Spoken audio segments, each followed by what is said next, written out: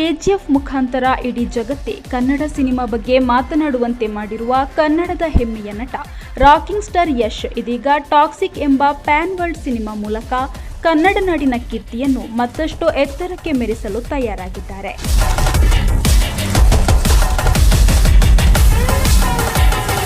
ಕನ್ನಡದ rocking star Yash ನಟನೆ ಗೀತು ಮೋಹನ್ ದಾಸ್ ನಿರ್ದೇಶನದಲ್ಲಿ ಮೂಡಿ ಬರ್ತಾ ಇರೋ ಈ ಸಿನಿಮಾದ ಪೋಸ್ಟರ್ ಹಾಗೂ ಟೀಸರ್ ರಿಲೀಸ್ ಈಗಾಗಲೇ ನಡೆದಿದ್ದು ಅಭಿಮಾನಿಗಳು ಮೆಚ್ಚಿಕೊಂಡಿದ್ದಾರೆ.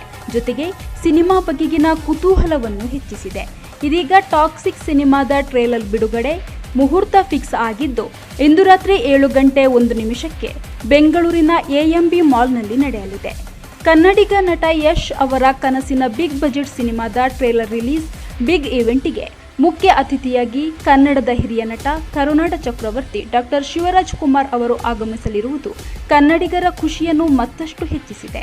ನಟ ಯಶ್ ರವರು ತಾವು ಕನಸು ಕಂಡಿರುವಂತೆ ಕೆಜಿಎಫ್ ಬಳಿಕ ಇಡೀ ಜಗತ್ತು ಕನ್ನಡ ಸಿನಿಮಾ ಬಗ್ಗೆ ಮಾತನಾಡುವಂತೆ ಮಾಡಿದ್ದಾರೆ.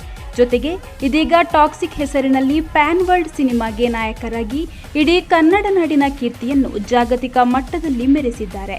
ಇಂದು ಬೆಂಗಳೂರಿನಲ್ಲಿ ನಡೆಯಲಿರುವ ಟಾಕ್ಸಿಕ್ ಈವೆಂಟ್ಗೆ ಇಡೀ ಚಿತ್ರದ ನಟ ನಟಿಯರು, ಕಲಾವಿದರು ಸೇರಿದಂತೆ ಇಡೀ ಟೀಮ್ ಹಾಜರಾಗಲಿದೆ.